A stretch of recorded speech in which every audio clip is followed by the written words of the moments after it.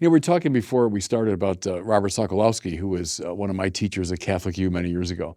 And I took his seminar in political philosophy, and I was just a kid at the time, but it was such an eye-opener because coming of age as an American, you take certain things for granted about politics and the purpose of government and all that. And then to read from the classical authors that the purpose of government really is to make us good, and it has something to do with virtue. And that freedom is not, as you're saying, simply doing what I want so I don't harm other people. There's one limit to it. But doing what I want, as opposed to, no, it's actually a kind of disciplining of your desire to make the achievement of virtue possible. But that was like a revolution in my own mind. Like, what do you mean that's the purpose of government? But for much of Western history, that was taken for granted until this shift occurred in early modernity. So I think one of the things that's always, I hesitate to say this, but it's always a bit of a revelation to my students at Notre Dame. And this, you're talking about CUA, I assume, right? So even Catholic students, right, who grow up maybe going to Catholic schools, and going to church every week, perhaps, if not more often, even they have imbibed the dominant understanding of liberty.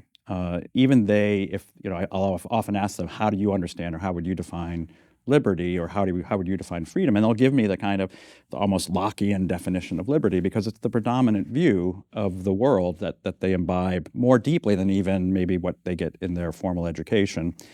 Yeah. And then we do a dive in my classes from teaching Intro to Political Theory. We do a dive into thinkers like Plato and Aristotle. And I really emphasize, among other things, that take Plato as an example, in the Republic, when he gets to the description and discussion of what is the nature of the tyrant and what's the nature of tyranny, the tyrant appears to be the freest person in the world, because the tyrant can do whatever he or she wants. The tyrant is defined, in a sense, by the modern understanding of liberty. They can do as they wish. And then, in the course of describing what the tyrant is, he constantly, Plato, through Socrates, keeps describing him as a slave.